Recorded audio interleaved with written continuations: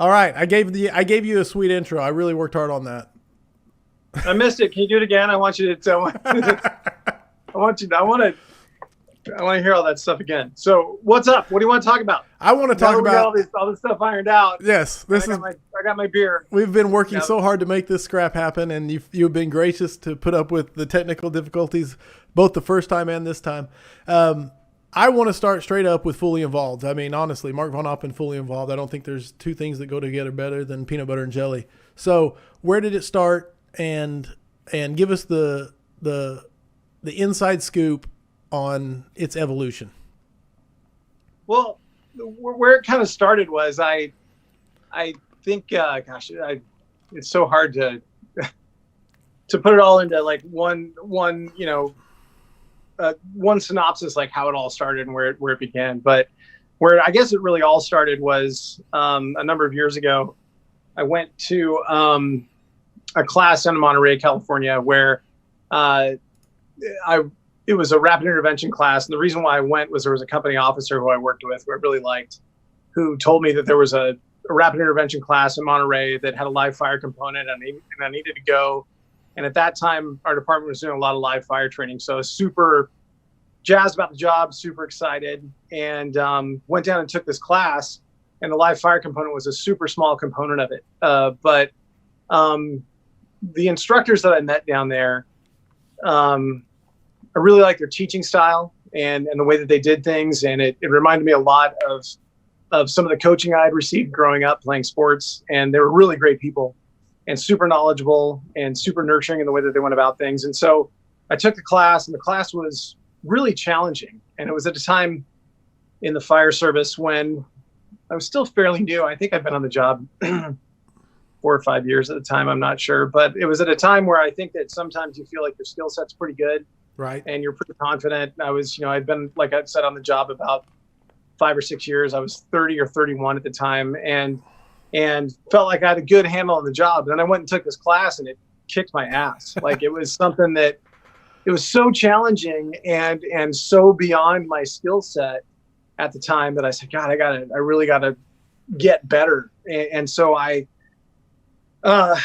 went down and took the class a number of times, started to get on, asked the instructors if I could help out, and they were gracious enough to bring me on and let me do some things and work my way into teaching. And then through a lot of self exploration and stuff, that's kind of how Fully Involved started. It was a way of, challenging myself, and through that teaching and through exploring stuff on the internet. That was a time where a lot of blogs were really starting to blow up.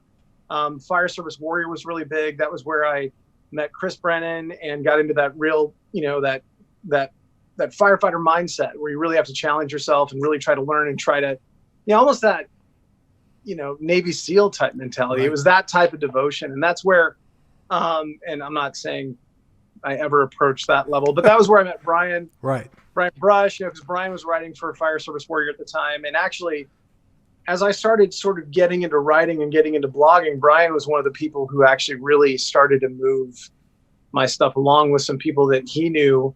So he was really instrumental in the development of Fully Involved, where he saw it and we were sort of speaking the same language. I had seen some of his stuff and was inspired by his writings, and watching him pull a hose around the drill grounds in Colorado and throw weights around and stuff. I mean, he's very manly. He said I'm a good lover. Did that make it on the air, or did I just give something away? No, it definitely made it on the air for our little during our little technical journey. Oh, okay. So we'll see if you guys got the tour of the house. But anyway, so he helped move some of the stuff along. He pushed it along to Rhett Flights, who was a guy who ran a blog page called The Fire Critic, and so he would scour the blogosphere looking for stuff that he liked, and Brian pushed some of my stuff along there. So that's where it really started to get noticed and started to get some momentum. So I had some people that I really admired, and I enjoyed their work, and was there have been people who've been helping me along the way. Brian and Chris and a lot of people at Fire Service Warrior, Gary Lane, Travis Rask, a lot of different guys that helped me out and believed in the message and really helped, develop it. So from there, a couple articles got published in Fire Engineering Magazine, and then the blog on Facebook started. I had a separate blog through Fire Engineering, and a lot of what Fully Involved is it's not. They're mostly pep talks that I'm having with myself, things that I'm trying to remind. I'm serious. Oh, I get it. That I'm trying to remind myself of, and if you look at where it goes in terms of what the mood of it is, it's kind of how I'm feeling, what I'm thinking, and what I'm seeing or going on in the world right now, and that's kind of what it is. So, hey, I'm right here. Hold on. I fell over. Did you see that? That was cool too. We're along for the ride. This is real high production quality. Sorry, Corley. Welcome to the scrap. I'm doing my best. So, anyway, so that's kind of how it started, I guess. And then it went from there. It went to people asking me to come out and speak at their department, like I did, for you guys, and that. And so it's been really humbling. It's been a really cool thing, but it hasn't been something that I've been doing on my own by any means. There's a lot of people who've really helped out behind the scenes, and a lot of people who continue to do so. There are people who I, entrust to be proofreaders, to sort of be, if nothing else, sort of watchdogs for me, so that I don't, put things out there that maybe I shouldn't put out there. You know what I mean? Right. So it's like you got those people that are actually guarding the button to the nuclear, the nuclear weapons, so I don't hit detonate or something. So, and detonate my life and my career. But yeah, there's a lot of people who have been very instrumental in it. I'm very thankful for all of them. And I mentioned a couple, but there's so many, I can't mention all of them. So very humble. I mean, I get that, giving the credit to everybody that's involved in making it what it's become. One thing I always say, and it kind of messed up the intro, which is if anybody out there watching live has questions for Mark or myself, hit them up on the Facebook and we will definitely get to them. Like I said, Fire by Trade. Hannah Elliott said, "Don't jinx the net." LJ Guy said, "The man." I'm assuming he's talking about Mark VonAppen. And then Jeffrey Bryant Jr. said, "What up, Mark? Hope all is well, bro." There you go. So, moving on. So definitely hit us up with your questions. But now, moving on. Mark, you have been doing this for a long time. And that's not a knock on your age. But what is the key for you to keep your intensity so high?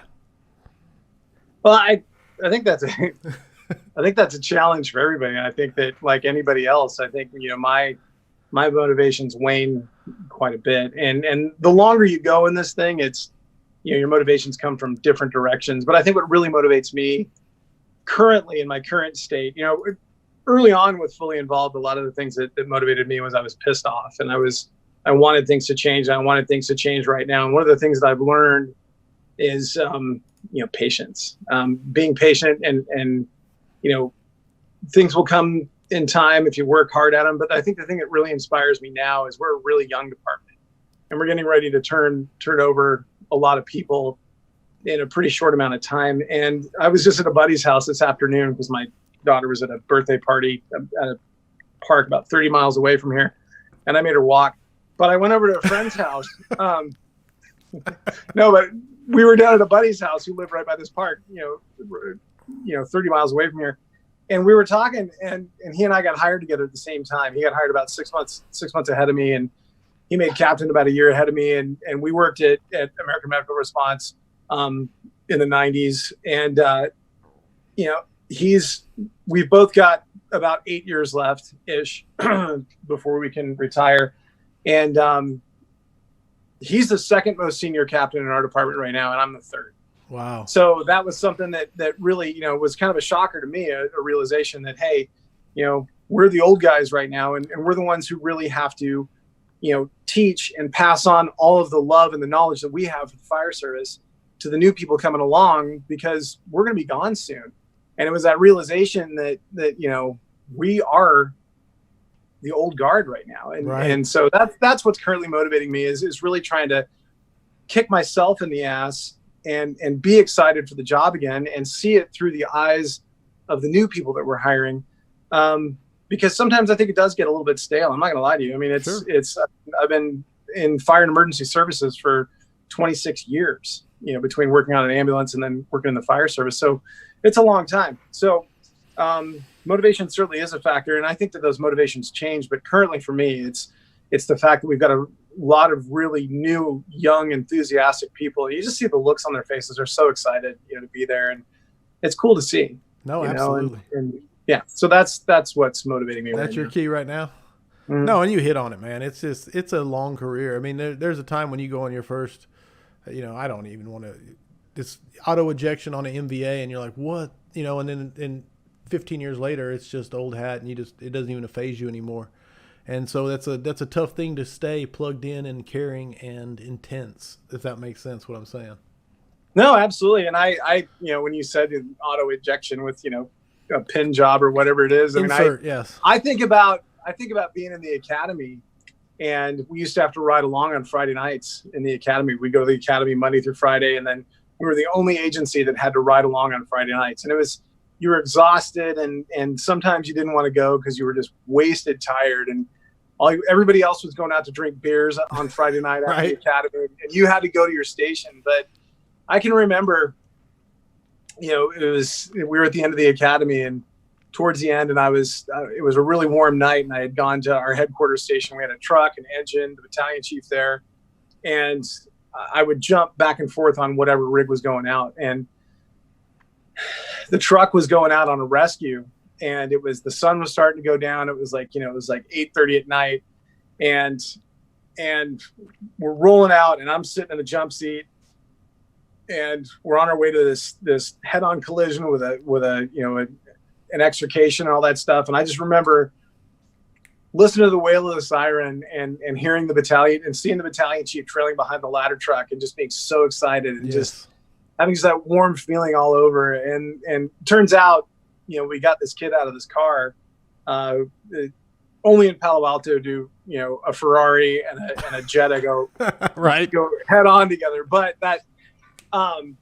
that was what happened. But like 15 years later, we ran into this kid at a restaurant, and we came in as an engine company to pick up food to go out. And this kid says, "Oh, you guys helped me out a couple of years ago. I was in a really bad car crash, and now I want to be a firefighter." And I said, "Oh, well, where was it?" And he told me where it was. And I said, "Were you driving a Jetta?" And he said, "Yeah." I said, "Did you go head on with a Ferrari?" He said, "Yeah." And I said, "Hey, that was like one of my first really cool calls as a paid firefighter." So, I lost touch with the kid, but it was kind of a neat thing to have that happen. So I try to put myself back in that position now and think about that and think about how magic it is, because I say it a lot, our job as we go along in the fire service, as we things become, less magic for us. Right. We have to keep it magic for the new people. Right on. And make it magic for them. And even if it isn't new and exciting for us, remember what it looks like through their optics and try to keep it fresh for them, and don't crush their dreams. Don't become that I say, don't be that soul sucking turd that sucks the life out of the new people, Right. So I'm hearing a lot of empathy here from what you're saying. Are you hearing that? I don't have any empathy. None. Zero. This is dead wood in here. Fair enough. Dirk Janiak, I hope I said that right, brother. He said, "Did the Jetta win?" The Jetta lost because basically it hit that wedge, the Ferrari, and the kid's feet were all and legs were all twisted in the front wheel, and all that stuff was up against the transmission tunnel, and he had actually bilateral open tib fibs. Oof. Bilateral femurs, I think, but he ended up doing okay. It was probably about an hour extrication. It was nasty because he went off the Ferrari and then wrapped and horseshoed around a tree. So bad day. Yeah. All right. So moving on. Yeah. And you've kind of touched on this already, but I'm still going to ask the question, which is, how has your perspective changed through the years, and anything you realize now that young VonAppen would have scoffed at? I think when we're young, we're very impatient. I touched on the patience thing, and that's one of the things I think I've learned is being patient. We're super impatient, and I think sometimes we don't give the old people in the department enough credit for what they know and how long they've been around. No doubt. And I think that that's something that I've actually learned now that I've gotten to that point. It's kind of, there's a tendency to sort of feel as you get longer in the tooth in a department that it's no longer your department anymore. Does that make sense? Yes. I mean, yes. you work there for, 30 years or whatever it is. And the other day I was working on a crew. I was working an overtime shift, and we had 4 people on the crew because we had a firefighter cadet there because we have a cadet program. And I'm sitting there at the dinner table with these 3 other kids, and none of them, I don't think any of them were over the age of 32. And here I am almost 49, going to be 50. And before I know it, and I'm looking around going, God, I'm the old guy. So, it's interesting too, because when you sit and you talk about things, and you listen to the old people talk, I remember I would hang on their words, and I would really, when they would talk about fires or rescues or things like that, I sort of wish I'd placed a little bit more value on that. There'd be times where I would sort of be young and brash and immature and not give the senior people the credit that I should have. Sure. And I think that that's something that if I could go back, I would change. I would really try to, and I got better about it, as I worked my way along, probably about 15 years in, I really started to realize that there was so much more that I needed to learn and institutional knowledge that I needed to glean from the people that were walking out the door. So, be more patient and listen more than you talk. Because, I have a tendency to talk a lot. It's probably why you had me on your show. No, and I mean, I got a 20-year-old son now, and growing up through his teenage years, I could tell him stuff, and he would just roll his eyes, and it infuriated me. But then later on, he'd do something where I knew he actually heard it, and it's always teenagers and young people in general. But no, that whole thing completely real. I think you came to Brian Brush's first leadership conference in Edmond. You were the keynote speaker. And then the next year was Dave McGrail. And Dave McGrail says something on that. I went to catch that next one. And he says that the fire service eats its young and disregards its old, and so that's kind of what you're touching on almost right there. Yeah. And I think that there's actually a 10-year cycle of abuse that occurs in the fire service. Seriously. And I think that people, when they first come in, their first 10 years, they're really excited about the job, really naive, really, they'll do anything, and they'll work super hard. And the agency or the fire service does a pretty good job of using that and abusing it. If people want work, they'll just keep giving them work and keep giving them work, And you'll see that in your departments where the same, 10% of the people do 90% of the work, right? Or more, until those people burn out. Yes. And then they become sort of, then they become a little bit bitter, maybe for the next 10 years. And maybe they check out, and maybe then they start abusing the new people coming in, right? For the next 10 years. And then for the last 10 years, they're put out to pasture, like you said, and they're basically put away in the retirement home, and nobody cares what they have to say. So, I think that, we really need to find a way, and I've said it a number of times in different ways, we have to find a way of maintaining a healthy level of engagement through the entire career, whether it's 20 years, 25 years, 30 years in our case, but, find a way to really, keep people healthy for their entire time. And because priorities change, when you, after a certain amount of time, if life takes you in that direction, you maybe start a family, have kids, all that stuff. And so your attentions are divided, and you can't give as much to the fire service as you did maybe in your first 10 years. And then if you're paying more attention to your family than you are the fire service, there'll be people that'll accuse you of checking out. Sure. Oh, so you're checked out? You don't want to do anything anymore? No, I've got kids, I gotta, they're only going to be around for a certain amount of time too. Right. So they need all out effort also. Yeah. And that's something that, I think some of us find out, some of us find out before it's too late, and some of us, too late. It does become too late, and that's important. Yeah. So. All right. Moving. Number one question I receive, and I know you're probably tired of hearing this, but it is I'm fired up and fully involved, but my department's culture is the worst. What can I do?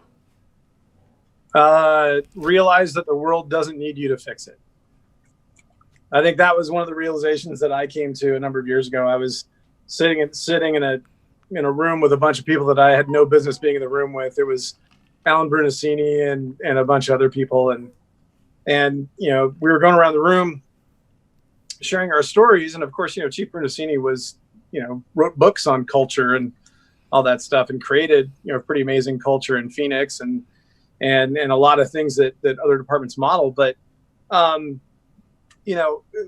one of the gentlemen who was in the room, and I don't remember who it was, said, one of the things that was instrumental in me, keeping my sanity was, I was fired up, like you were saying, and wanted to change the world, and nobody wanted to listen. And, I guess, what I gleaned from that, the world doesn't need you to fix it. Control what you can control. That's what you have to start with. You have to start with you. And if you're trying to get everybody to love the fire service or love what you love about the fire service exactly the same way that you do, that's going to be the root of your unhappiness. And you have to really, ration your passion, for lack of a better term. Well, I stole that from somebody else. One of our medics said you got to ration your compassion. And so I just said, ration your passion. But you do, because if you're just pissed off and fired up all the time, you're going to turn a lot of people off. And so I think that you have to find the thing that you're most passionate about, focus your energies on that, and then find people who share your same passions for those things, and then try to move whatever that idea is along in a logical manner. And don't wear yourself out. Don't flame out because you're pissed off because things aren't happening right now. There are a lot of things that happen in our department that, some of us as firefighters tried to push for years, but it wasn't the right time. Then when we got promoted to company officer, we had some firefighters that revisited some of those things and pushed those things forward. And now that we were company officers and we were in a position to help those firefighters move things along, we were able to do that and make the progress that we weren't able to make. Sure. So even if you're not the one able to move the ball forward, help the other people who can, and that share that enthusiasm. Don't shoot them down, help them out. Once you're in a position to do it, because it's pretty easy if you've been working, trying to push something forward, and you don't have any success, to be bitter about it. Absolutely. And then just let them be on their own and just go, hey kid, I didn't have any success with it. We tried that 15 years ago. Good luck.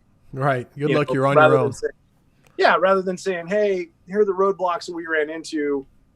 This was what worked for us. This is what didn't. This is where we got stopped. Let's do this and let's overcome these things together. And then make sure that those young people get the credit for it. The new people coming up. That empathy you don't have is showing through again. You're making me sound wimpy. Should I sound I don't think so. Tougher? I don't think so at all. Fire by Trade says, ask Mark about the trip back from getting picked up at the airport for that gig. I'm assuming he's talking about the Edmond Leadership Conference in Oklahoma. But he said, yeah, that was pretty awesome. He actually tells the story better than I did. But when he picked me up, and if Brian gives you the thumbs up or something, I think I'm telling the right story. But we're on our way back from the airport I think we're going to his place. And we're driving down the freeway, and all of a sudden the traffic stops. We're in his training pickup truck. There's no equipment in it. There's nothing. And all of a sudden he goes, oh, dude, check it out. Because Brian's from California. So he says, oh, dude. Right. So he goes, check it out. Sure enough, there's a Volkswagen on its side.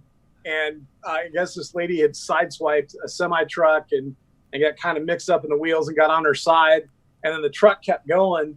And so the truck's on its side, and Brian's like, hold on, I'm gonna turn it, I'm gonna park the rig in an angle and block traffic, and I'm trying to jump out, and I'm in my sneakers and all that stuff, and I'm trying to jump in the car, see if the lady's all right. He's got like one wedge, one piece of cribbing, that he's got in his truck. He shoves it under the hood to try to stabilize the vehicle. The lady was fine, but the Oklahoma City Rescue Company showed up, and a bunch of other people showed up. It was kind of cool. So. But yeah, he hadn't even stopped the truck, and I'm trying to jump out. He's like, dude, wait, I got to stop the truck. And so yeah, that was probably the story, I think.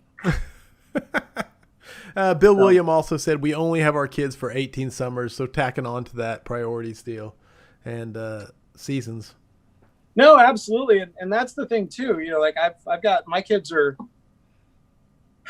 My son's a senior, gonna be, and my daughter's a junior, and they're getting ready. I mean, with COVID, you know, they're home all the time, so this is a good opportunity, really, to try to spend, you know, time with them that I, you know, didn't get to do when they were younger. Right. You know, because I was, you know, more concerned with, and that's the sad thing though, is, you know, a lot of times, and I fell prey to this. I was more concerned with my own career and where I was going in the fire service. And I thought I'd always get that time with my kids, and I'm quickly realizing that goes away, and you don't get it back. So, but you know, the good news is right now they're not going back to school yet, so we've got time to have them in the house, and so it's been good and bad having them around all the time. But the good thing is we get to spend more time with them, and I think my son's really starting to realize it too, because he's looking to go into the military when he graduates from high school. And so he's, you know, starting to realize that if he goes to boot camp next June, that he's counting down the days and months. Oh man. Well, no, I mean, and he's like, gosh, you know, I'm only going to be home, you know, 9 more months or 10 more months, what it is. And yeah, so he's coming to that realization. And so. And you're talking about that hindsight, man. Hindsight, like, you know, that's so clear, so crystal clear. All of us have I think if we look back at our kids, can always say, I wish I'd have done this. I wish I'd have done that. Yeah. I mean, I think the hard thing is you're just, I don't know. There's no manual on it. Right. And everybody's just doing the best that they can. And it ain't easy. But. There's no doubt about it. So LJ Geist chimes in and says, Corley, you know I like to learn what I can about leadership, so I want to know what Mark's definition of leadership is. Definition of leadership. There you go. There's a softball. There's a softball. Well, that's a softball, except for, you know, I don't know. That's kind of a broad-based question. There's so many different facets to that. I think it's setting the right example and you know, teaching as much as you can. I don't have like a rote definition of it, but I think if you look around right now at, you know, a lot of what we're seeing in the world, you're seeing some pretty good examples of what leadership is not, unfortunately. But and I think sometimes if you just do the opposite of what you're seeing out there in the news and stuff, sometimes you're going to be doing the right thing. But it's, you know, leadership is the ability to create influence, and I think that you do that through, you know, setting forth clear expectations and setting the right example and trying to do the best that you possibly can, and being someone that has empathy and can put yourself in that person's shoes, and you're able to, you know, speak to them and not speak at them. So, but I think that, you know, more than anything, leaders are the ones that create influence. They're not necessarily the ones that need to be in front, but they put people in positions where they can be successful. Nice. No, I know. When I said softball, I hope you were catching my sarcasm, because it's such a multifaceted question. Yeah, I'm like, what? I'm a softball. I mean, that was a perfect opportunity to sound really stupid. Like, okay, cool. Sorry, what's leadership guy, right? Yeah, a lot of sarcasm. So, no, It's such a yes. But I hope that answers LJ Guy's question. Corey Oppo says, aloha from the Honolulu Fire Department with 2 exclamation points. Hannah Elliott comes with you and says, do you consider there to be a difference between leaders and managers? Yes, absolutely. I think that leaders are those charismatic people that people just seem to want to follow. And sometimes they're the idea people, and they're the ones that say, you know, follow me, and are really enthusiastic. And then the managers are the ones who take the leader's idea and actually flesh it out and make it work. I think that when you look around at, you know, some people who were great industry leaders like Steve Jobs, they always had their wingman who was, you know, in Steve Jobs' case, it was, oh God, I'm going to forget. Wozniak. Steve Wozniak. So, you know, he was, you know, Wozniak was kind of the quiet guy behind the scenes who, you know, Jobs, who was crazy and did acid and all kinds of stuff like that, you know, it said, hey, I want this phone that's a TV, that's a computer. I want it to fit in the palm of your hand. I want it to play music. I want to do all these things. And I want it, you know, to be super small, and you better figure it out. He's watching, old episodes of Star Trek, and he wants a tricorder for everybody. Right.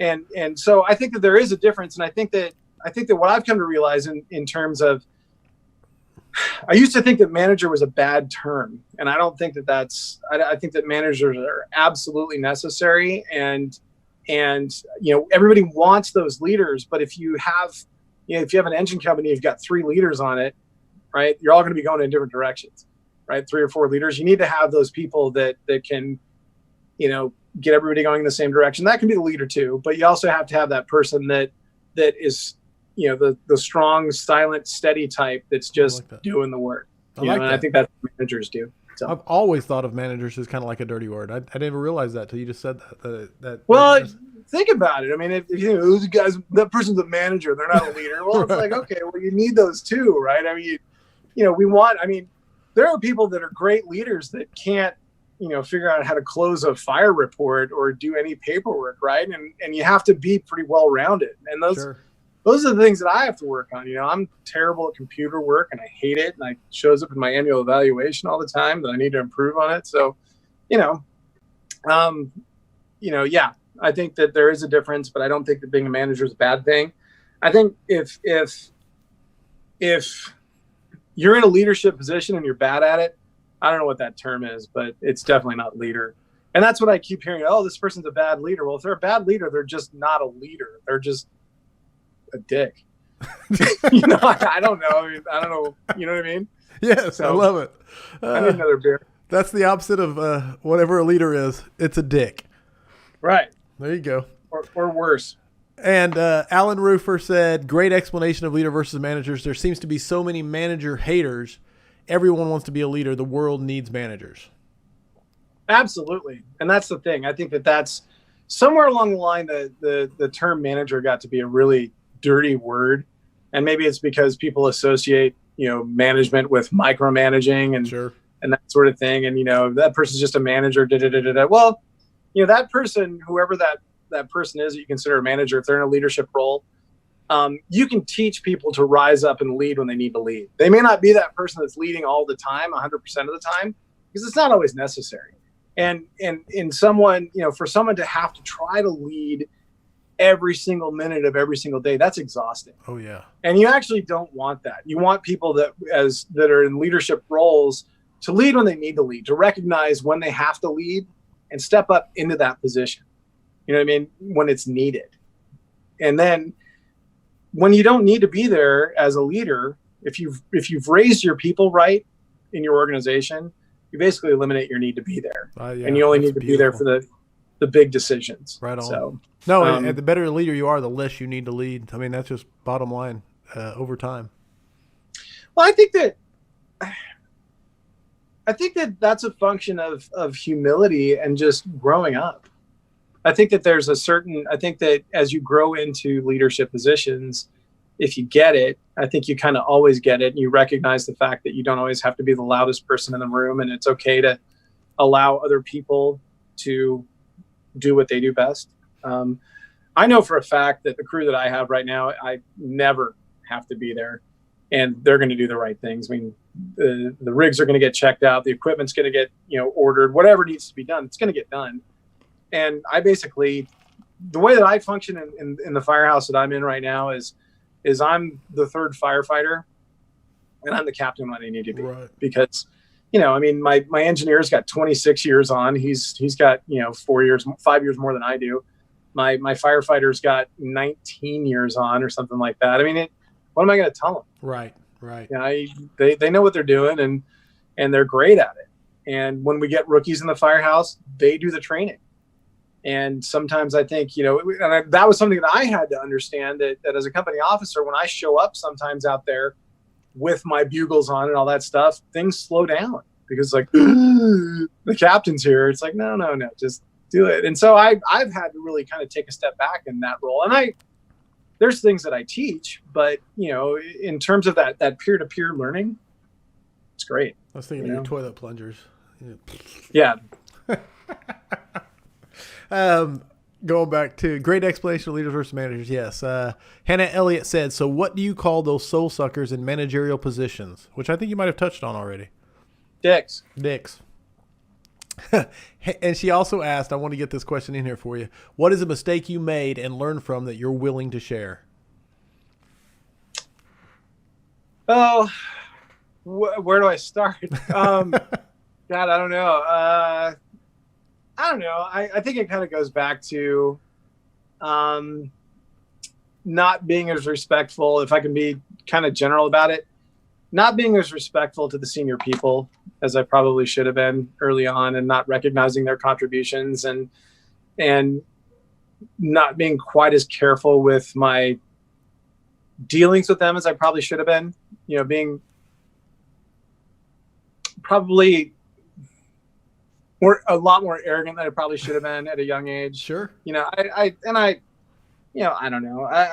It's hard because I think that, when you're new and you're young and you're excited and you work for a department that isn't super excited about, well, when I got hired, we had a really old department and people weren't super excited about the job. And, there were a group of us that were out there trying to learn as much as we could. And I don't know. I think I would be, I guess I'm sort of, mistakes that I made is I was a lot more disrespectful than I probably should have been early on. And I wish that was different. And if I could go back and change it, I would. That's a good lesson. Thanks, Hannah. Yeah. Hannah is Thanks, one of Hannah. the best. Yeah. Hannah's one of the best at picking at people. Every guest on the scrap, she'll put them on the spot. So, so Dirk Janiak, tell me if I said it wrong, Dirk. I'm sorry. So when the guys tell me that they don't need me, that means I'm a good leader. No, because they may tell you that they don't need you because they want to watch TV. And he does have a big smiley, crying face, laughing crying face with it. So I get it. I get that he's. I got his sarcasm. I didn't get yours. No, but I think that through their actions, I think that you'll realize that you don't need to be there. I think that when you see people, when you see things just happening on their own, or when I always say that there's two reasons why people leave you as a company officer. Either you've prepared them well enough where they've promoted and they fly away from the nest because you prepared them and they're moving on to bigger and better things, or you're just such an asshole that they want to escape your tyranny and they leave. They have to get away. Yeah, exactly. So I don't know. But yeah, I think that, when you see things happening on their own and you realize that, and it's not all you, it's part of their moral character too. They have a say in it too, but if you're guiding them in the right direction and steering them in the right direction, yeah, you don't need to be there. James Dorward, I find there are two main types of managers: the ones who only care about themselves while stroking their egos and their own priorities, and the ones who are there for the organization and the advancement of the members. So a statement there more than anything. Mm-hmm. So that's fair. So I have a question for you on buddy versus boss. And this is something I wish I could credit the right person with it. But they basically, and I want to get your take on it, which is the person who has the authority, the badge, whatever, does not get to really determine whether it's a buddy or a boss relationship. It is strictly the subordinates that can allow the person to be a buddy if they take care of business. And if they don't, then they force that person to be a boss. What's your thoughts on that? Well, I think it goes back to that, I threw the term micromanager out there, and I think that, the buddy boss thing, I think that it is possible to be, very close to your people. And yeah, I do think that, it is sort of up to the subordinate to allow you to be friends with them. Right. But, I always say that if I'm micromanaging you and you feel like I'm getting on you unnecessarily, you earned it. You know what I mean? It's like, I give you a lot of slack and I treat you like an adult, and I'm going to give you a lot of rope and you've got a lot of autonomy, but as soon as you start to betray that, I trust you. And if we really are friends to begin with, you won't put me in a position like that as a company officer. That's my thing. And I've always said that. I said that, in my first interview for acting captain. I said, if, the chief asked me, he said, what happens if you've got a friend on the crew and they're not doing their house duties and da-da-da-da-da. So I'm going to ask them to do it. And then if they continue to not do what they're supposed to do, they're not really my friend anyway, because Right. why would you put your friend in that position? And the thing is, most of our departments were so small that we are close with people, and it's hard to, especially my organization, everybody knows everybody. You can't Sure. get promoted to go to a different battalion and be somebody that nobody's ever worked with before. It just Right. doesn't happen. Right. So, I think that there's a fine line to be, walked there. But I think that if we're respectful, we really do care about each other, which we should, we won't put each other in those positions where we're compromising our friendships. And then, if that's the case, if, our friendship isn't that important to them, then piss on them. You know what I mean? It's just I don't have time for that. You know what I mean? No, I get it. So They determine the friendship. Treat people right. Exactly. Hannah Elliott's hitting you again and said, what do you think?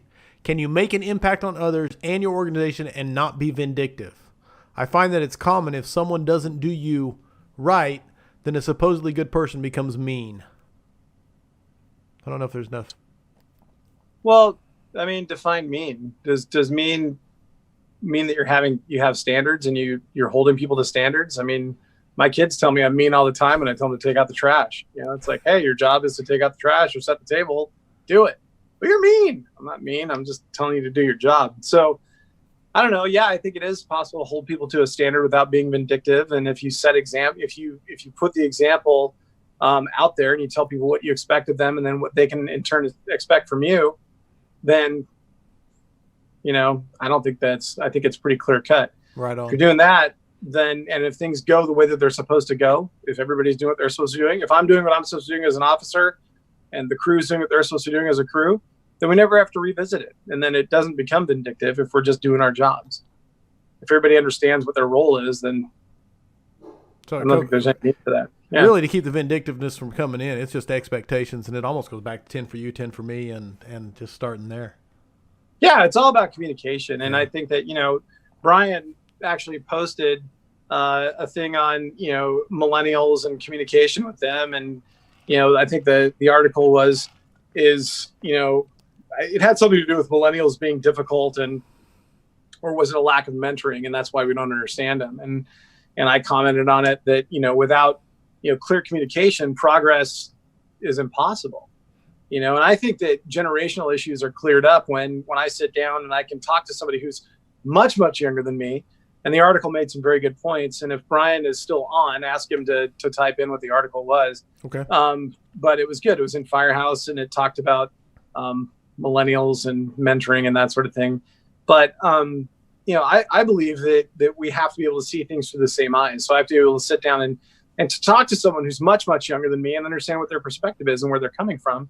So again, that I'm speaking to them and not speaking at them. And the whys and wherefores of what we do are super important. We have to make sure that people understand why we're doing things, what it is, because in the fire service, we do a really bad job of that, where we actually implement things and then we tell people why on the back end. And it's important that people understand the whys and wherefores. And that's why communication is so important, especially with, the newer people.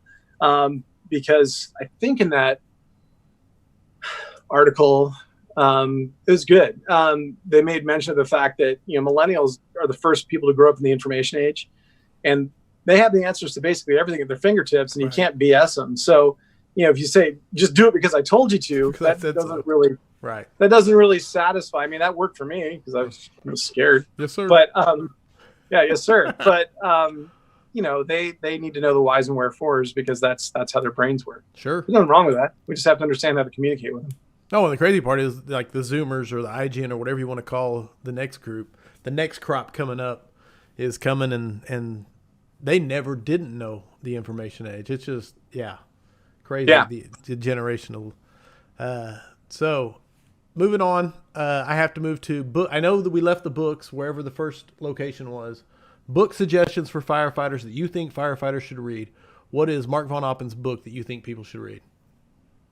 Well, the one book that I always talk about that really, was something that I really gravitated towards when I first started diving into leadership was a book called Small Unit Leadership. And the name of the author escapes me right now. But, I've been asked, when I fly around the country, I've been asked by people, when I tell them that I do leadership stuff, when I'm making small talk and talking to my single serving friend on the airplane. Like it. Yeah. The Fight Club reference. I love it. But when I'm talking, I had one woman ask me, she goes, "Oh, you do leadership. Oh, that's really cool. You know, who are you a student of, Maxwell or this person or that person?" And I'm like, "Oh, no, I'm a student of Fred VonAppen, who's my dad." And she's like, "Who?" I said, "Well," I kind of stopped talking because we took off. But small unit leadership is a small handbook on leadership that's really easy to read.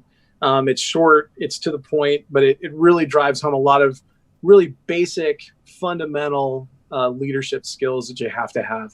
And, you know, chief among them is putting your people first. Sure.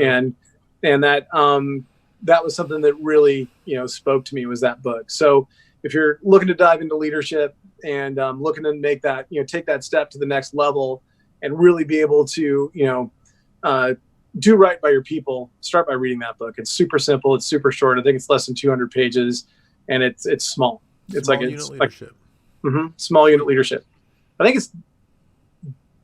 think the author's name is Malone. I'm not sure, but great book. So, you gonna look it up? I am. Damn it! I hope I'm right. Malone. Boom. What did I say? There you go. Small unit leadership by Malone. Awesome. All right, now Dandridge Malone, isn't that who it is? I actually just closed the window. I'm sorry. I verified Malone and let you go. So, but it's close enough. The thing we do on the scrap is called 5 questions for firefighters. It started as one question, which is what is the number one issue facing the modern fire service? But that was such a negative question. I wanted to bring more positivity into it. So that's still question number 1. Are you ready for the 5 questions for firefighters? Yeah, I don't want question number 1, though. I don't want the number 1 thing facing the fire service right now. I hate that question. All right. We'll start with question 2. What? No, go ahead. Okay. What's number 2? Number 2? All right. So number 1 issue facing the modern fire service is pass. Number 2 is, what is the thing you are most excited about for the future of firefighting?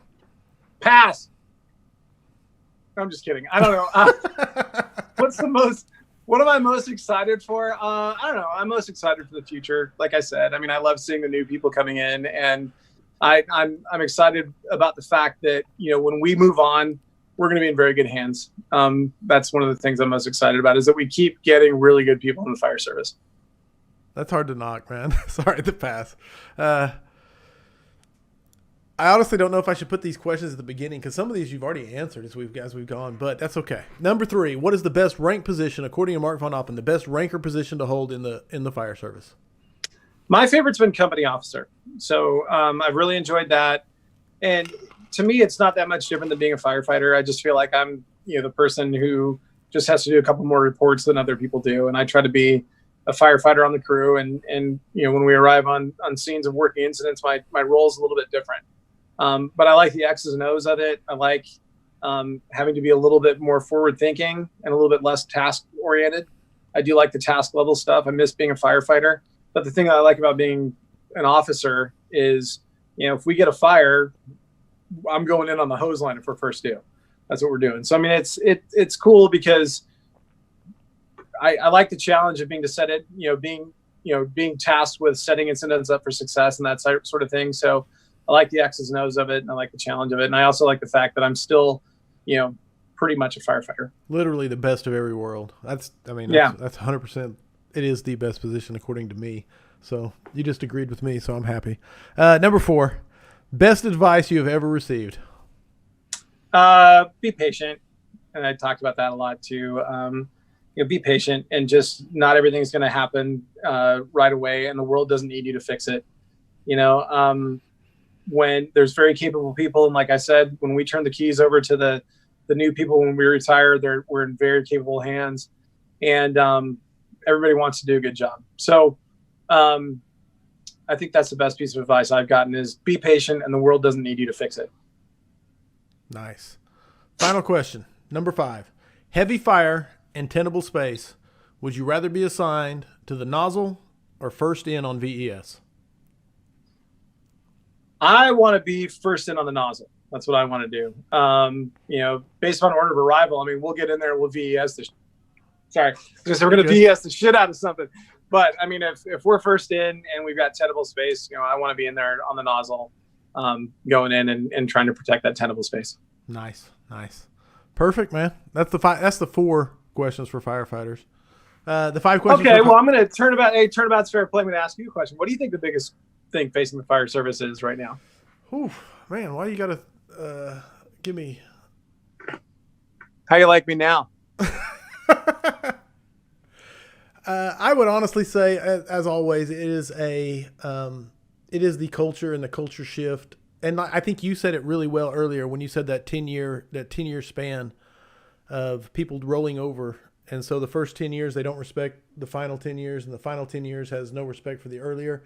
And it's that trying to create a culture that embraces each other and moves forward. And man, there's so many facets to it. It's a lot easier to ask that question than to answer it. Well, I think that what you just hit on, though, I think is emblematic of what's going on in society right now. That's very just being able to bridge those communications gaps, those cultural gaps, all those things that we're really struggling with right now as a people, and really fighting hate. I think that's the biggest issue facing all of us, not only in the fire service, but as a nation. And truly, I believe that the problem of hate in this country right now is the real existential crisis. I don't think it's COVID. I think it's just the intolerance that we have right now, where we can't listen to each other, and we don't, we've got our minds made up and we're firmly entrenched. Right now it's all about tolerance, and it's all about community. We got to figure out a way to do that. And we got to figure out a way to be Americans again. The severe amount of black, and I don't mean that in a racial way. I mean black and white. I'm on this side, you're on that side. I'm right, absolutely. You're wrong. Yeah. Absolutely. And problems are solved in the gray. That's where we work things out, is when we mix, and because we're so black and white right now, it's a big problem. And that's the thing I think that makes me saddest right now about everything that's going on in the United States right now, is just how angry we are and how we seemingly are having a really hard time coming together. Because I think that, we've seen in the past, our generation, Generation X, has been through a lot of different things, a lot of different, hardships. And we saw what can happen when something terrible happens in our country and we can come together after 9/11. Sure. And now we're seeing with this pandemic and a number of other things that have happened in the country, subsequent to that, where we could have come together and we had the opportunity to do it. We're not doing it. And I think that that's the real challenge facing all of us right now. And I would challenge everybody in this country to be more tolerant. Anybody that's listening to this thing, come together as a community and really do those 4 things that we talk about. Do your job as a person, treat people right, give all out effort and have an attitude towards trying to rebuild this thing. Okay. Because, we have an opportunity to create something great coming out of this thing. And I hope we can do it. Nice. That is very nice. Man, Mark, I can't say enough how much I appreciate you coming on and spending your time with me on a Saturday evening. I know we tried earlier in the week, and Facebook would not agree with us, but and then we got it going on tonight. So, well, thanks, man. I appreciate it. I hope it wasn't too rambly, but dude, it was awesome. Thanks for having me on. It was very fun. And for everybody that came along and enjoyed the show, I hope you had a good time. If you have questions, please post them in here, and I will come back and revisit them. I'll send them to Mark. I'll make him answer them in the comments, and if you see it, not live. So other than that, man, I hope the tone stays silent for everybody out there unless it is burning. Stay safe, everyone. Thank you, Mark VonAppen, for joining us on Weekly Scrap number 42. Thanks, Corley.